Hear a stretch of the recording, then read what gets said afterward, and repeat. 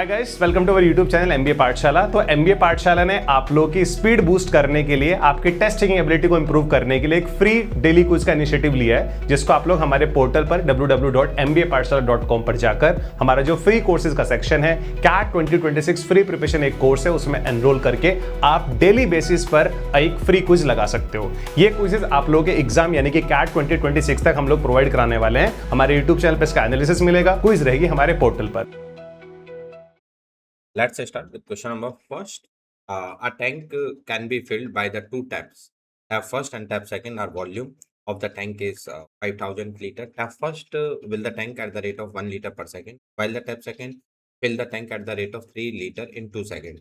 On a particular day, tap second was open 33 1/3 minutes after that the time at which open tap first was open. यानी कि tap first जब open हुआ है उसके 33 1/3 minute बाद tap second open करा जाता है. If after 45 minutes from the time when the tap first was open, यानी कि 45 मिनट के बाद जब फर्स्ट ओपन हुआ है, the tank developed a hole which empty the tank at the rate of 2.5 litre पर सेकेंड. एक होल होता है जो कि 2.5 लीटर पर सेकेंड के हिसाब से वो खाली कर रहा है टैंक को. What proportion of the tank was full exactly 2 hours from the time when the tap first was open? tap first open होने के बाद अभी तक आफ्टर 2 hours बाद कितना टैंक फिल हुआ है, ये हमें प्रोपोर्शन बताना है. 1/10, फुल, 3/4 या 4/2 कितना हुआ, ये हमें आंसर में बताना. तो मैं इजीली लिख सकता हूँ फॉर द फर्स्ट, यहाँ यूज करूँ for for the first 33 1/3 minute 33 1/3 minute the amount of tank field यानी कि मैं कह सकता हूँ कि कितना टैंक जो है वो फिल्ड हुआ, ये हमें बताना है. 33 1/3 मिनट. अच्छा, 33 1/3 मिनट कितना होता है? तो this is equal to 100/3 minute. अब मैं इजीली कह सकता हूँ कि 100/3 मिनट में कितना टैंक फिल होगा. तो 100/3 इनटू में कैपेसिटी कितनी है, तो कैपेसिटी है इसकी 1 लीटर पर सेकेंड. यानी कि एक सेकेंड में जो टैप फर्स्ट है हम कह सकते हैं 1 लीटर पर सेकेंड है. एक सेकेंड में 1 लीटर जाता है, तो 60 सेकेंड में कितना जाएगा, तो इन 60 सेकेंड्स में कितना जाएगा, 60 लीटर. मैं इसी को बोल सकता हूँ 60 लीटर पर मिनट, ऐसे ही बोल सकता हूँ. तो यानी कि 1 मिनट में 60 लीटर पानी जाएगा. तो 33 1/3 मिनट में कितना पानी जाएगा, तो 33 1/3 का मतलब होता है 100/3 मिनट. एक मिनट में 60 लीटर पानी जाता है, तो हम इजीली बता सकते हैं 100 में कितना पानी जाएगा, तो ये इतना लीटर जाएगा. देन कितना, 2000 लीटर. अच्छा, आप इसको ऐसे नहीं सॉल्व करके आप ऐसे भी सॉल्व कर सकते हैं कि इसकी कैपेसिटी 1 लीटर पर सेकेंड थी, इनटू में 100/3 मिनट कन्वर्ट इनटू आवर्स. तो आप ऐसे भी करें तो बात एक ही है, 200 लीटर आ जाएगा. है ना. तो आप इसको ऐसे भी सॉल्व कर सकते हैं, सेकंड में कन्वर्ट कर लो या फिर इसकी एफिशिएंसी को ही आप मिनट में करो या सेकंड, आपकी मर्जी है. तो 2000 लीटर जो वाटर है वो फिल हो जाता है टैंक में. फिर हम कह सकते हैं कि for the next 45 minus 33 1/3 minute में कितना पानी जाएगा. आप इसे माइनस करेंगे तो यह आ जाएगा 45 माइनस 100/3 यानी कि 135, यानी कि 35/3 मिनट. 35/3 मिनट द अमाउंट मैं वही लिख सकता हूँ, the amount of the tank fill, the amount of tank filled प्यार से कह सकते हैं 35/3 मिनट में कितना पानी फिल होगा. हम बता सकते हैं कितना पानी जा रहा है. तो टैप 1 और टैप सेकंड यानी दोनों की एफिशिएंसी कितनी आ जाएगी. तो ये जो पानी फिल कर रहा है 1 लीटर पर सेकंड, और ये जो टैप सेकंड है वो कितना पानी फिल कर रहा है, तो हम बहुत इजीली बता सकते हैं 2 सेकंड में 3 लीटर पानी फिल कर रहा है. 2 second efficiency of second tap second, efficiency of second देखना, एफिशिएंसी ऑफ टैप सेकंड कितना आ जाएगा. तो 2 सेकंड्स में कितना पानी फिल कर रहा है, 3 लीटर. तो 1 सेकंड में कितना पानी फिल करेगा, तो 1 सेकंड इक्वल टू आ जाएगा 3/2 लीटर के, यानी कि 1.5 लीटर. 1.5 लीटर ये जो है फिल कर रहा है. तो 1.5 लीटर कौन फिल कर रहा है, सेकंड टैप. मिला के कितना पानी फिल हो रहा है, 2.5 लीटर पर सेकंड. तो 2.5 लीटर पर सेकंड फिल हो रहा है, इनटू में 60 कर देंगे तो ये मिनट में आ जाएगा. यस, या 35/3 मिनट था, कन्वर्ट इनटू अ सेकंड, तो कर दो, ये सेकंड में या 2.5 लीटर पर सेकंड के हिसाब से फिल कर रहा है तो 1 मिनट में कितना फिल करेगा 2.5 इंटू में 60। आप इसे सॉल्व करेंगे तो पॉइंट से ये 0 कैंसिल आउट हो जाएगा, 3 से ये 2 टाइम्स कट जाएगा और ये आ जाएगा 35 इंटू में 50 के। आप सॉल्व करेंगे 0 5 5 जो 25 2 और 5 3 जो 15 में, यानी कि कितना पानी फिल हुआ। मैं कह सकता हूँ इतना लीटर। मैं कह सकता हूँ after 45 minute, after 45 minute total fill, the amount of tank filled, the amount of tank filled बहुत इजीली बता सकता हूँ कितना पानी फिल हो गया। 2000 पहले फिल हो गया और प्लस 1750 ये फिल हो गया, मिला के फिल हुआ 3750। अब बात करते हैं आफ्टर 45 मिनट। आफ्टर 45 मिनट तो न्यू रेट कितना आएगा, तो नाउ रेट अब क्या हो जाएगा, नाउ रेट अब रेट क्या होगा, तो 2.5 लीटर के हिसाब से फिल हो रहा है पर सेकंड और 2.5 लीटर पर सेकंड के हिसाब से एम्प्टी हो रहा है, तो टोटल कितना पानी जा रहा है 0 लीटर पर सेकंड। यानी कि अब पानी जितना अंदर जा रहा है टैंक में उतना ही पानी बाहर जा रहा है, वाटर बाहर जा रहा है। तो यानी कि टोटल कितना कलेक्ट हो रहा है टैंक में 0 लीटर पर सेकंड। अब कितनी देर भी चलाओ कोई फर्क नहीं पड़ेगा, वाटर इसमें यही रहेगा क्योंकि जितना आ रहा है उतना साथ के साथ बाहर जा रहा है, तो ना उसमें पानी एक्स्ट्रा बाहर जाएगा ना एक्स्ट्रा अंदर आएगा। तो मतलब मैं कह सकता हूँ आफ्टर 2 आवर्स या पूरे दिन के बाद टैंक कितना फिल रहा, 3750 डिवाइडेड बाय आ जाएगा 5000, ये हमारे पास वैल्यू आ जाएगी। यस, आप इसे सॉल्व करेंगे तो 0 से 0 कैंसिल आउट हो जाएगा और 25 से कट कर दो, 25 से या 125 से कट कर दो, 125 3 जा होता है, 120 4 जा होता है, 3/4 लीटर फिल होगा। ये इसका आंसर यानी कि ऑप्शन। अरे क्लियर है, एक बार दोबारा देखो फिर ये क्लियर हो। Next question, next question number 2.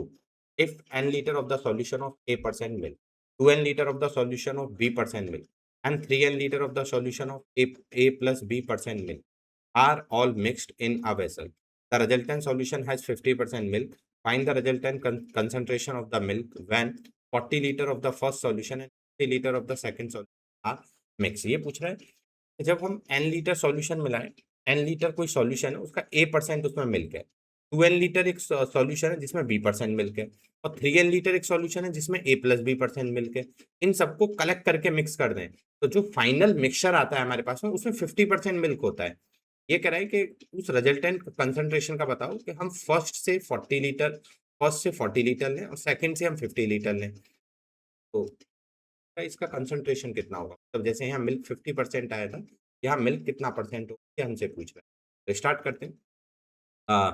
Resultant concentration हम बात करें, resultant concentration when their solution mix, when their solution are mixed बहुत इजीली कह सकता हूँ कितना होगा। हमने n लीटर लिया उसमें A% मिल्क है, n का A% मिल्क आ गया, प्लस 2n लीटर लिया उसमें B% मिल्क है, तो मिला के टोटल मिल्क कितना हो गया, प्लस हमने 3n लीटर लिया 3n लीटर उसमें कितना मिल्क है A प्लस B% मिल्क, मिला के ये टोटल कितना है, ये टोटल जो भी होगा इसकी वैल्यू कितने के बराबर है। तो हम बता सकते हैं इस टोटल की जो वैल्यू है डिवाइडेड बाय टोटल कितना लीटर है, टोटल है n plus 2n plus 3n, ये टोटल है। तो ये हमारे पास आ गया, मिला के कितने परसेंट के बराबर है, तो दिस इज इक्वल टू 50%, 50% के बराबर। तो मैं इजीली कह सकता हूँ n का A% लिया, n लीटर लिया उसमें A% मिल्क है, 2n लीटर लिया उसमें B% मिल्क है, 3n लीटर लिया उसमें A प्लस B% मिल्क है, मिला के ये टोटल मिल्क आ गया। ये टोटल मिल्क टोटल का कितना परसेंट है, टोटल कितना लीटर है n plus 2n plus 3n litre, ये टोटल लीटर था जिसमें इतना मिल्क है, इक्वल टू कितने के 50% के। n सब में कॉमन है तो आप कैंसिल आउट भी कर सकते, कोई फर्क पड़ने वाला नहीं है। यस, ये वन टाइम। अभी ऊपर देखेंगे तो ऊपर आ जाएगा a plus 2b, a plus 2b plus आ जाएगा 3a plus 3b divided by हमारे पास 1 प्लस 2 प्लस 3 तो यानी 6 आ जाएगा, इक्वल टू आ जाएगा 50। आप सॉल्व करेंगे तो ये आ जाएगा हमारे पास में 4 ऑफ ए प्लस का 5 ऑफ बी इक्वल टू आ जाएगा 300। ये वैल्यू आ गई हमारे पास, 4a plus 5b equal to कितने का आ जाएगा 300। इसने कहा है कि फर्स्ट से 40 लीटर लिया जाए, यानी कि 40 लीटर लिया जाए फर्स्ट से, 40 लीटर में A% मिल्क होगा। सेकंड से 50 लीटर लिया जाए, उसमें B% मिल्क होगा। मिला के टोटल कितना मिल्क होगा, 40 + 50 टोटल। तो ये टोटल मिल्क आ गया हमारे पास। टोटल मिल्क कितना परसेंट होगा, तो 0 0 0 सब में कॉमन है, कैंसिल आउट कर देंगे। ऊपर आ जाएगा 4A प्लस का 5B अपॉन में 9%। अब हमें इसकी वैल्यू पता है, इसकी वैल्यू कितने के इक्वल है, 300/9% के इज इक्वल टू 3 से कट करेंगे 100/3%। 100/3% का मतलब 33 1/3%, यानी कि ऑप्शन कौन सा आ जाएगा। यानी कि बहुत थ्योरेटिकल क्वेश्चन है, बहुत बड़ा क्वेश्चन नहीं है, आप इजीली इस क्वेश्चन को ट्रिगर कर सकते हैं। Next, question number 3. In a particular examination, the maximum marks that can be scored is 250 and the pass marks is 50% of the maximum marks. Three person Amit, Banu, Chetan give the examination. Banu passes the exam by 5 times of the number of marks by which Amit fail. Amit जितने marks से fail हो रहा है उसके 5 time marks से भानु क्या हो रहा है, पास हो रहा है। Chetan score as many as more marks than the Bhanu. Bhanu does more than Amit. यानी कि चेतन को उतने ही मार्क्स ज्यादा मिलते हैं भानु से, जितना भानु को किससे ज्यादा मिलते हैं, अमित से ज्यादा मिलते हैं। If Chetan score 72% marks in the examination, Chetan को टोटल 72% मार्क्स मिले इस एग्जामिनेशन। तो हमें बताना है the marks score by Bhanu are, total marks कितना मिला भानु को, ये हमें बताना है। देखो टोटल मार्क्स कितना गिवन है क्वेश्चन, टोटल मार्क्स यानी कि हम कह सकते हैं 250। तो पासिंग मार्क्स कितना आ जाएगा, क्वेश्चन में गिवन है पासिंग मार्क्स, यानी पासिंग मार्क्स कितना 50%, यानी 250 का 50% इज इक्वल टू 125 यानी हाफ, ये पासिंग मार्क्स आ गए। मार्क्स ऑफ चेतन भी हमें गिवन है 72%, तो मार्क्स ऑफ चेतन कितना आ जाएगा, चेतन मार्क्स बात करें, चेतन मार्क्स, तो चेतन मार्क्स कितना आ जाएगा हमारे पास में 250 का 72%। अब इसे सॉल्व करेंगे तो ये आ जाएगा 250 इंटू में 72 डिवाइडेड बाय 100, 50 2 जा 50 5 जा 2 से कैंसिल आउट करेंगे 36 इंटू में 5 तो 180 के, तो ये 180 के इक्वल आ जाएगा। But it clear by point क्या आता है, तो ये मार्क्स ऑफ चेतन भी हमें पता चल गया, मार्क्स ऑफ चेतन ही है। अब इसने एक लाइन बोली क्या कि भाई अमित के मार्क्स, ये इसने बोला चेतन के मार्क्स उतने ही ज्यादा हैं भानु से जितने मार्क्स भानु के ज्यादा हैं। तो यानी कि हम कह सकते हैं कि अमित के मार्क्स भानु के मार्क्स चेतन से उतने ही ज्यादा है जितना चेतन के। तो मैं कह सकता हूँ भानु का और अमित का जो डिफरेंस है वही चेतन और भानु का डिफरेंस है, यानी कि भानु के मार्क्स अमित से जितने ज्यादा होंगे उतने ही चेतन के मार्क्स भानु से ज्यादा है। मैं कह सकता हूँ twice of B equal to कितने के, C+A के। ये क्वेश्चन में हमें गिवन है, ये हमें क्वेश्चन क्या है गिवन है। तो इसके बाद इसने तो हमें सी की वैल्यू तो ऑब्वियस सी बात है ऑलरेडी पता है कितना है, 180 के बराबर है।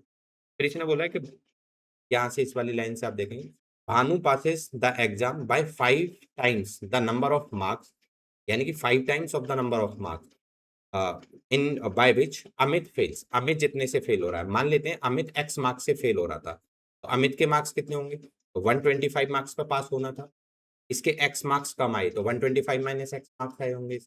इसी बात है, ये x मार्क्स से फेल हो रहा है तो 125 माइनस x मार्क्स आए होंगे इसके, है ना, x मार्क्स से फेल हो गया, तो इसका मतलब ये 5 times of the Amit fail marks से ये क्या हो रहा है, पास हो रहा है। तो इसके 125 प्लस का 5x मार्क्स आए होंगे। सर क्यों, क्योंकि इसके यहाँ बोला है 5 times the number of marks bye which Amit fail. Amit जितने मार्क्स से फेल हो रहा है उसके 5 टाइम मार्क्स से पास हो रहा है। अमित x मार्क्स से फेल हो रहा था, तो यानी कि 125 पासिंग मार्क्स है, x मार्क्स से फेल हो रहा है तो अमित के मार्क्स 125 माइनस x है, तो भानु के मार्क्स आ जाएंगे 125 प्लस का 5x। तो चेतन के मार्क्स कितने आ जाएंगे, चेतन के मार्क्स हमें पता है कितने के इक्वल है, 180 के। यस, हम यहाँ वैल्यू डाल देंगे, हमारे पास x की वैल्यू आ जाएगी, यानी कि मैं यहाँ वैल्यू पुट करूंगा तो वैल्यू कितना आ जाएगा भाई मेरे पास में, तो मैं इजीली यहाँ पर वैल्यू पुट कर सकता हूँ। तो ये twice of Bhanu marks 125 plus का 5x is equal to 125 minus x plus का 180, यानी कि twice of b is equal to a plus c। अभी आप देखेंगे तो ये आ जाएगा 250 प्लस का 10 of x is equal to 125 minus x plus का 180।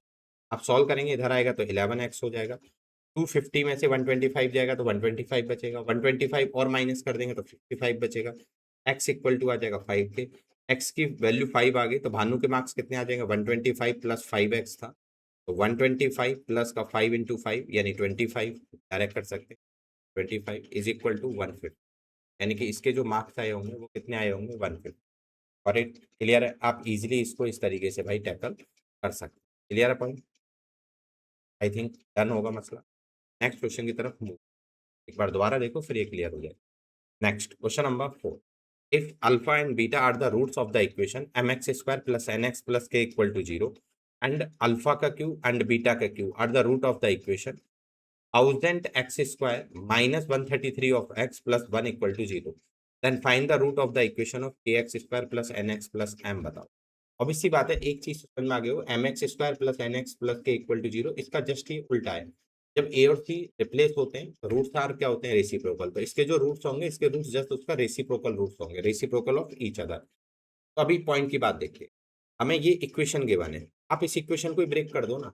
अब बहुत सारे लोग क्या करेंगे, अल्फा बीटा निकालेंगे, कुछ करेंगे। आप पहले इसको देखो, क्या ये इजिली ब्रेक हो रहा है?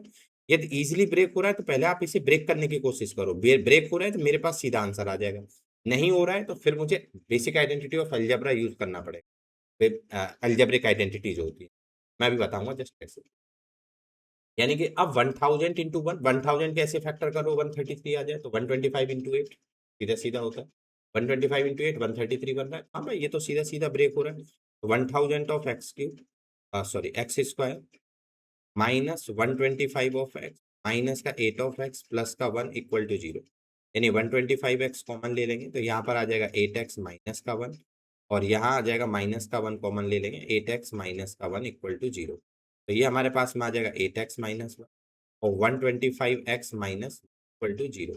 यानी एक्स इक्वल टू 1/8 आ जाएगा और एक वैल्यू आ जाएगी 1/20। दो वैल्यू आ गई। इसके रूट्स अल्फा क्यू और बीटा क्यू है, यानी कि इसकी दो वैल्यू आएंगे। यानी कि अल्फा क्यू की जो वैल्यू है वो 1/8 के बराबर, and similar of beta Q की जो वैल्यू है वो 1/25 के। अल्फा इक्वल टू कितने का आ जाएगा 1/2 के, और बीटा इक्वल टू कितने का आ जाएगा 1/5 के। तो इसका मतलब अल्फा बीटा किसके रूट से, इसके। तो इसका मतलब M X square plus N X plus K equal to 0, इसके जो रूट्स हैं वो कितने, अल्फा बीटा। अल्फा बीटा का मतलब आ जाएगा 1/2 और 1/5। ये जस्ट ए और सी रिप्लेस हो गए क्वाड्रेटिक इक्वेशन में, यानी कि K X square plus N X plus M equal to 0। जब ये रिप्लेस होंगे तो इसके रूट्स जो होंगे एक दूसरे के, आपने कहीं पढ़ा होगा क्लास में, roots are reciprocal each other. इसके रूट्स जो है वो 1/अल्फा और 1/बीटा होंगे, यानी कि इसकी वैल्यू आ जाएगी 2 और इसकी वैल्यू आ जाएगी 5। बताओ, यही आंसर, कुछ भी नहीं करना, सिंपल यही इसका आंसर। ये तो भाई सिंपल है। अब बहुत सारे लोग इसे कैसे करते हैं, then first equation alpha plus beta sum of minus का n/m, then product of root alpha beta is c/a होता है तो k/m के। क्वेश्चन नंबर फर्स्ट से आ गया। सिमिलर ऑफ एल्फा का क्यूब प्लस बीटा का क्यूब, अल्फा का क्यूब प्लस बीटा का क्यूब माइनस, तो 133 माइनस से माइनस कर जाएगा अपॉन में 1000। Similar kind of alpha beta का क्यूब कितने के बराबर आएगा, अल्फा क्यूब बीटा क्यूब 1/1000। यहाँ से आप कौन सा फॉर्मूला यूज कर सकते हैं, अल्फा प्लस बीटा का whole cube. Alpha plus beta का होल क्यूब अल्फा का क्यूब प्लस बीटा का cube minus plus price of alpha beta bracket में अल्फा प्लस बीटा। अब आपको देखो इसकी वैल्यू पता है अल्फा बीटा की, alpha plus beta is n/n, तो ये आ जाएगा माइनस एन क्यू अपॉन में m is equal to alpha Q plus beta Q is equal to 1/133 divided by 1000 plus price of alpha beta, यानी कि अल्फा बीटा का Q आपको पता है, ये हमारे पास में वैल्यू आ जाएगी k/m के, और इनटू में अल्फा प्लस बीटा माइनस का n/m। अब इसे आप सॉल्व कर दो, यहाँ से n/m की वैल्यू आ जाएगी। इस इक्वेशन से भी आप पुट कर सकते हैं कि यहाँ से इन दोनों इक्वेशन का जब आप यूज करोगे, इसका मैं क्यूब कर दूंगा तो k का क्यूब अपॉन में m का क्यूब, यानी कि k/m का क्यूब इज इक्वल टू 1/10 का क्यूब। तो यानी कि k/m इज इक्वल टू आ जाएगा 1/10 के। k इक्वल टू आप यूज भी कर सकते हैं 10k इक्वल टू m के, तो m इक्वल टू 10k आ गया। तो आप इस तरीके से भी यूज कर सकते हैं। आप समझ गए होंगे k/m यहाँ से। यस, तो अब यहाँ इनकी वैल्यू पुट कर लो, आपके पास इसका आंसर आ जाएगा। लेकिन बहुत लेंदी में मेथड हो जाएगा, मैं कभी भी सजेस्ट नहीं करूंगा कि आप इस तरीके से इसको सॉल्व करें, ठीक है ना। Last question, question number 5। There are two concentric circle. Concentric circle मतलब दोनों का सेंटर क्या होगा, सेम होगा। the radius of the outer circle is 8.5 centimeter and the length of the longest chord of the outer circle that does not cut through the inner circle. यानी कि longest chord आपको draw करनी है जो inner circle को touch मतलब cut ना करे बस। तो इस 8 सेंटीमीटर जिसकी लेंथ 8 सेंटीमीटर है। If the fraction of the bigger circle not covered by the smaller circle is m and find the value of 289 of m क्या होगा। बड़ा अच्छा क्वेश्चन। कॉन्सेंट्रिक सर्कल मतलब दो सर्कल ऐसे जिनका सेंटर सेम हो, पहला सर्कल एंड दूसरा सर्कल, ये दो सर्कल है। इस सर्कल का एक ऐसी मतलब ये सेंटर है, दोनों का सेंटर सेम है। ये कह रहा है कि एक कॉर्ड ऐसी मैक्सिमम लेंथ बोल रहा है। देखो लॉन्गेस्ट कॉर्ड क्या होती है, डायमीटर होती है। तो longest chord of a diameter यदि मैं ऐसे क्रॉस करूंगा तो ये तो कट कर रही है। जितना हम डायमीटर से दूर जाएंगे, जितना हम सेंटर से दूर जाएंगे उतनी वो छोटी होती चली जाएगी। ये भी कट कर रही है, ये भी कट कर रही है, ये भी कट कर रही है। लेकिन आप देखो इसको कट ना करे, बस टच करती हुई चली जाए तो ये मैक्सिमम लेंथ होगी। अब इससे नीचे जाएंगे तो ये और छोटी हो जाएंगी। ऑब्वियस सी बात है, मैं आपको बहुत प्यार से कह सकता हूँ ये नहीं होगी, ये नहीं होगी, कट कर रही है, ये नहीं होगी, ये नहीं होगी, कट कर रही है, और ये कट नहीं कर रही है छोटे सर्कल को, लेकिन ये छोटी होगी। मैक्सिमम लेंथ कौन सी होगी, ये वाली होगी। तो यानी कि maximum length of a cord क्या बनेगा, maximum length of a cord बनेगा जो इसको टच करते हुए जाए, तो इसको टच करते हुए जाए कुछ इस तरीके से, यहाँ पर इस पॉइंट पर टच करे। ये इनर सर्कल की रेडियस होगी। मैं यहाँ बात करूँ, ये इनर सर्कल की रेडियस होगी यहाँ से यहाँ तक का। और ये वाला जो होगी ये आउटर सर्कल की रेडियस होगी। आपको ये बने दोनों। यहाँ बोला है कि the radius of outer circle is, यानी बड़ी वाली आर, बड़ी आर कितना दे रखा है 8.5 सेंटीमीटर। 8.5 यानी 17/2 सेंटीमीटर। ये आ गया। ये जो लेंथ है यानी ये ओ, ये ए, ये बी और ये सी, यानी ए सी इक्वल टू कितने के, ए सी इक्वल टू 8। जब भी हम सेंटर से परपेंडिकुलर डालेंगे, यहाँ परपेंडिकुलर जाएगा क्योंकि ये टेंजेंट होगा, टेंजेंट से परपेंडिकुलर पर मीट करेगा, तो ये दो इक्वल पार्ट में डिवाइड करेगा ऑलवेज। यानी कि ए बी इक्वल टू कितने के होगा, बी सी के होगा, यानी कि 8/2 सेंटीमीटर, यानी कि 4 सेंटीमीटर भी हम इसको लिख सकते हैं। तो ये 8/2 है साहिब। ये कितना है हमारे पास में 17/2 है ये वाला। अब आपको स्मॉलर रेडियस बनानी है आर, पाइथागोरस लगा सकते हैं। यानी कि आप कह सकते हैं ओ ए का स्क्वायर माइनस ए बी का square is equal to R square, यानी कि परपेंडिकुलर का। या आप डायरेक्ट कह सकते हैं कि 8, 15, 17 इज ए ट्रिपलेट नंबर। ये ट्रिपलेट नंबर होता है, सबको डिवाइडेड बाय 2 कर दिया तो ये भी एक ट्रिपलेट नंबर। तो अब मुझे पता है कि 8/2 ये है, 17/2 ये है, इसका मतलब आर कितना होगा। तो मैं आर बहुत इजीली बता सकता हूँ। वैसे तो आपको ऐसे करना पड़ेगा, 17/2 का स्क्वायर माइनस 8/2 का square is equal to R square. तो यहाँ से आप सॉल्व करेंगे तो ये 289 अपॉन में 4 माइनस का 64/4 is equal to R square. तो आर इक्वल टू आ जाएगा अंडर रूट ऑफ, इसको माइनस करेंगे 225 डिवाइडेड बाय 4, 225 यानी 15/2 के। मैं इसको डायरेक्ट ट्रिपलेट नंबर से कर सकता था। ये ट्रिपलेट नंबर आपको याद होने चाहिए, कुछ unique triplet. Got it. R की वैल्यू आ गई हमारे पास में 15/2। अब हमसे पूछा क्या है, आर की वैल्यू आ गई यानी स्मॉलर रेडियस आ गई। स्मॉलर रेडियस इज 15/2 और लार्जर रेडियस हमें गिवन था 8.5 यानी 17/2। अब क्वेश्चन में क्या बोला, if the fraction of the bigger circle, जो फ्रैक्शन है बिगर सर्कल का not covered by the smaller circle is M, जो कवर्ड नहीं है स्मॉलर सर्कल से। तो यानी कि ये हमसे बात क्या कर रहा है, ये पार्ट जो है वो कवर नहीं है। आपको देखो मैं यहाँ दिखा देता हूँ कौन सा वाला पार्ट, ये वाला पार्ट। मैं इसका जब आपको इजीली दिखाई दे, अभी आप देखेंगे दिखाई नहीं, भी दिखाई नहीं दे।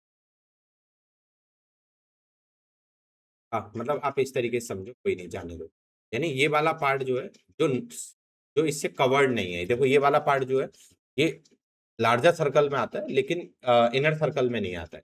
इसका फ्रैक्शन बताना है, तो हमें फ्रैक्शन बताना है not covered by the smaller circle, not covered by smaller circle, smaller circle, smaller circle area not covered by smaller upon में area of larger circle, area of larger is equal to इनका fraction है। अब मैं बता सकता हूँ इसका area कितना होगा, तो area of a larger circle कितना होगा, एरिया ऑफ सर्कल कितना होता है, तो एरिया ऑफ सर्कल आता है pi r square. Yes, area of circle हमें पता है पाई आर स्क्वायर है, तो एरिया ऑफ लार्जर सर्कल कितना होगा? एरिया ऑफ आउटर सर्कल बोल दो या लार्जर सर्कल बोल दो, outer circle, area of outer circle आ जाएगा पाई, आर की वैल्यू कितनी है देन 17/2, 17/2 का स्क्वायर पाई, यानी कि 289/4 पाई, ये आ जाएगा। जबकि एरिया ऑफ इनर सर्कल क्या होगा? Inner circle, area of inner circle यानी कि छोटे वाले सर्कल की रेडियस का स्क्वायर, 15/2 का स्क्वायर बाय पाई, यानी कि 225/4 पाई। यस, क्लियर है पॉइंट? यानी कि ये हमारे पास वैल्यू आ गई। अब हम बात करें यहाँ पर नॉट कवर्ड, यानी कि बड़े वाले सर्कल में से छोटा वाला सर्कल हटा दो, 289/4 पाई में से छोटा सर्कल की एरिया हटा दो, ये वो है जो कवर्ड नहीं हो रहा है छोटे सर्कल में। बड़े वाले सर्कल के एरिया में से छोटे वाले सर्कल का एरिया हटा दो, ये वो एरिया है जो कवर्ड नहीं हो रहा है।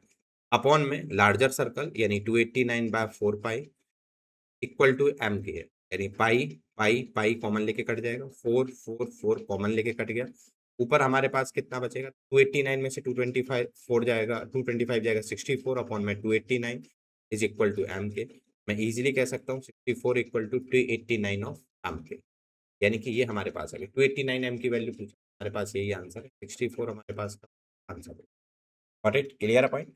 एक बार इसको दोबारा देखो, फिर ये पार्ट क्लियर हो जाएगा। क्लियर है भाई पॉइंट? आप इसको देख सकते हैं, तो आपको दिख रहा होगा जो ये पार्ट दिख नहीं रहा था पहले। ठीक है, क्लियर? फिर नेक्स्ट डेली डोज में फिर मुलाकात करेंगे, तब तक के लिए बाय बाय, टेक केयर, मस्त।